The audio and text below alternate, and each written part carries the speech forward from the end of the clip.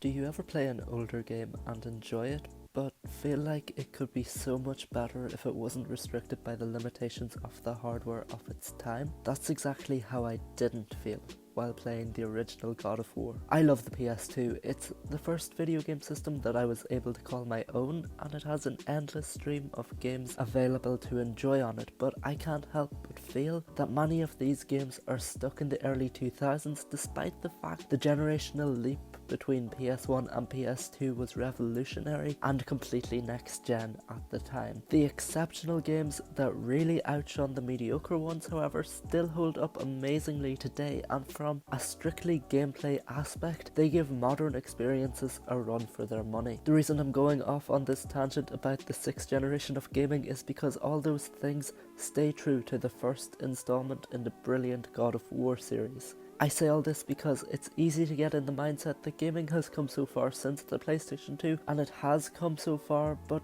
people think those games are tinted by nostalgia goggles and that if you went back to them today, they just wouldn't hold up. Well, I don't even have nostalgia to back up my love for this game because back when it came out in 2005, I was simply too young to play this sort of game. It's violent and gruesome and you wouldn't give it to a child. But it is this gruesome hack and slash combat that really defines God of War, because you play as this ruthless hero who won't let anything stop you in your path, and it doesn't matter what the task is, you will find yourself slicing, impaling and massacring your way through any opponents brave or stupid enough to challenge you. And this sheer power the main character has is driven by spite and rage due to the fact that his past is constantly torturing his present. Not knowing anything about the God of War story before going into the game was a good and a bad thing for me. Bad because I already considered myself a God of War fan because I've played and beaten God of War 3 and the PSP game Chains of Olympus without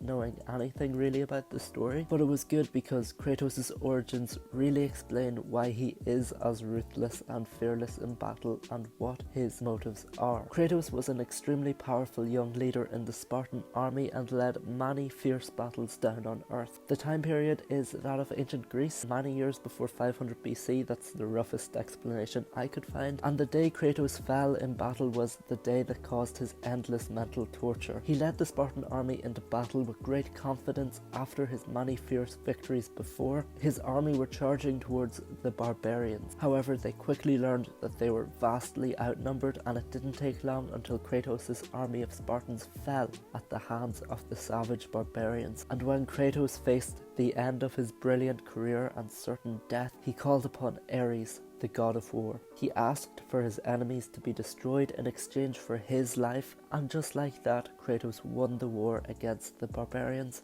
but at the cost of his freedom. Kratos became a servant of Ares, the God of War, and was given the Blades of Chaos, forged in the depths of hell, and once the chains of these blades were attached to Kratos, they were permanently seared into his skin, a permanent reminder of his allegiance to the God of War. Kratos committed horrific acts serving Ares, the God of War, but he was a warrior unfazed by his actions until one day his violence went one step too far. While storming a village for praising the god Athena instead of Ares, Kratos, blinded by violence, reached their temple. The village oracle warned Kratos not to enter, but he crossed the threshold and slaughtered every man, woman and child in the temple. Quickly, his glory turned to horror, because hiding in this temple was his wife and daughter. They had no chance of surviving his attack because of how precise Kratos is in battle. The image of his dead family is what haunts Kratos throughout God of War and is the starting point of him ending his allegiance to Ares. His one goal after this became taking down Ares. He would be the first mortal to kill a god. The last thing I want to mention about Kratos' downfall is that he was condemned to wear the mark of his terrible deed, so the ashes of his family were attached permanently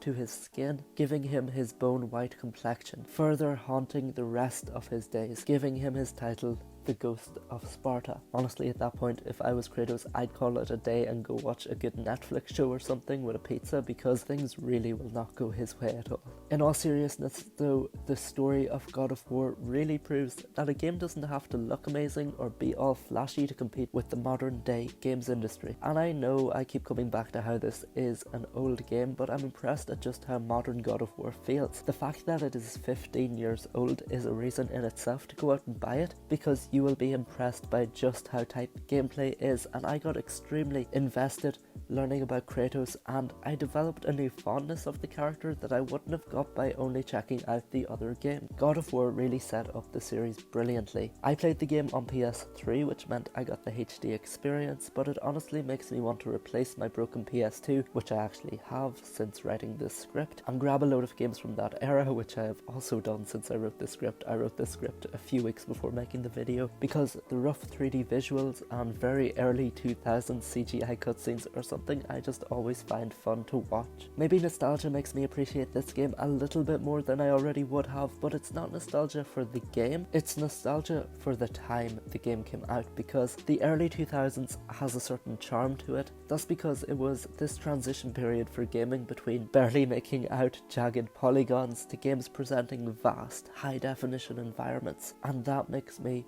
touch back on why God of War impresses me so much. It's how easily you get immersed in the world that, compared to games of today's standards, doesn't look that enticing or great. There were three main things that really sucked me into God of War, and I really mean they got me immersed in the game, and I'll talk about them in a second. I'm the type of person that often starts a game and really enjoys it, but will only play for a few hours. This is because my backlog is so big and I easily get sidetracked, or find myself coming back to old games I've enjoyed in the past. The type of games like Minecraft and Call of Duty that kinda just go on forever. This means a game must be really good for me to play it the full way through, and that was exactly the case for God of War. I think it took me about 3 or 4 sittings for me to beat the game, and thankfully I've God of War 2, because all it has done is left me wanting more. I don't know what it is about PlayStation, but it's almost all of the PlayStation exclusives that manage to hold my attention, and that's probably the reason it's my preferred platform to play on. I just love practically all of their exclusive games, and they keep on releasing great game after great game after great game. Now, the first of the 3 things that kept me coming back to God of War was the Greek mythology. The Greek mythology is what fuels the story and gives the developers a lot to work with. I find that sort of thing really fascinating, and the team at Sony Santa Monica, led by David Jaffe, the creator of God of War, clearly did some serious research into Greek mythology to bring the game to life. It really sets the game apart, not only from other hack and slash games in the genre, but from pretty much everything else I've played. It truly is unique, and I don't know if Greek mythology was really implemented that well into any game before God of War came out in 2005. All the different beasts you come across in the game are really fun to discover and battle. There are at least 4 or 5 different variations of the Minotaur, a being with the body of a man and the head of a bull, and each one of these variations is more challenging than the last. Not to mention the insane Minotaur boss fight you encounter about halfway through the game. Another beast you encounter in God of War is the Cerberus, a huge, savage, 3-headed dog that proves a tough opponent to Kratos, but even a monster such as the Cerberus is no match for the Ghost of Sparta. Then you've got smaller details like the huge stone structures that build the ancient city of Athens, which looks just like a city from ancient Greece, and all this only scratches the surface. The temple housing Pandora's box that you spend a good portion of the game overcoming is built on the back of the last remaining titan, Kronos. Cast by the gods, they crawl through the desert of lost souls for all eternity until the harsh sand blowing in the wind strips away his skin. When you make your way through this temple, there are lots of notes left by the architect who designed an extremely complicated gauntlet of challenges, so no mortal can access Pandora's box, and you get to slowly see him go mad as the challenges get more sporadic and unfair. Then you've got the harpies that are sent by the gods to remind Kratos of his past and why he is undergoing the journey he is on. That brings me nicely onto the second thing that kept me coming back to God of War, the story. I've given you a bit of information on Kratos himself and the setting of the game, but not what is actually going on. Kratos, of course, has a serious desire to slay the God of War, and he is given the perfect opportunity when Ares decides to attack the city of Athens. Kratos is guided by the god Athena to make his way through Athens, and then the Desert of Lost Souls, where he gets to, as I said earlier, the Titan Kronos carrying the temple housing Pandora's box. This is where you spend most of the game working your way through each of the challenges presented to you in the crazy temple, because if Kratos can reach and open Pandora's box, he can unleash the power of the gods and go into battle with Ares. That's all I'm going to say about the story, and it is of course much deeper than my brief explanation, but I don't want to give away too much of it, particularly the end, as it's best experienced for yourself by playing the game and watching it unfold. Finally, the thing that you should expect from any God of War game: fast-paced, hack-and-slash, gory gameplay, satisfying cinematic takedowns with quick-time events, and a few puzzles that aren't too difficult but need you to get thinking to work them out. Combat in God of War games is so fun. I love hack-and-slash games, and it's so satisfying to pull off really high combos and memorize the different button patterns for a whole range of attacks. As you progress through God of War, you collect red orbs, either in chests, breaking random objects, or the main way to gather them, killing enemies.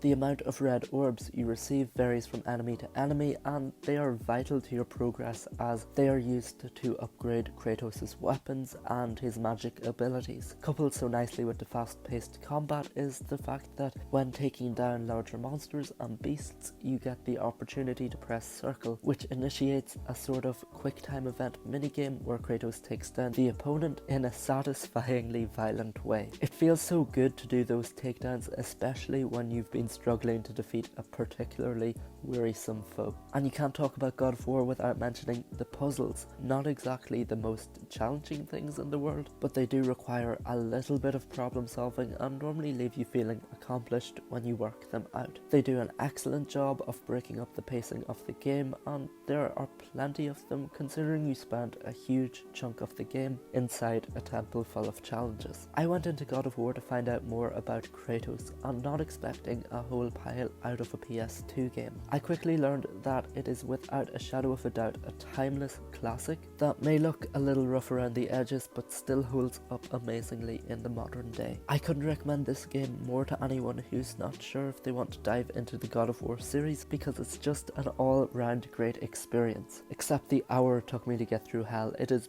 literally hell. It made me so angry with the stupid rotating knife wall and the platforming.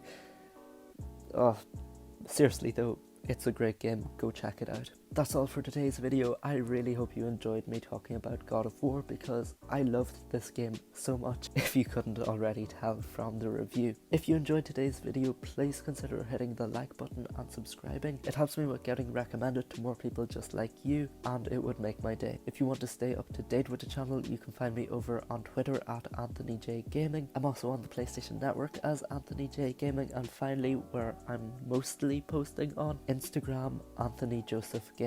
Thank you again so much for watching today's video. Bye.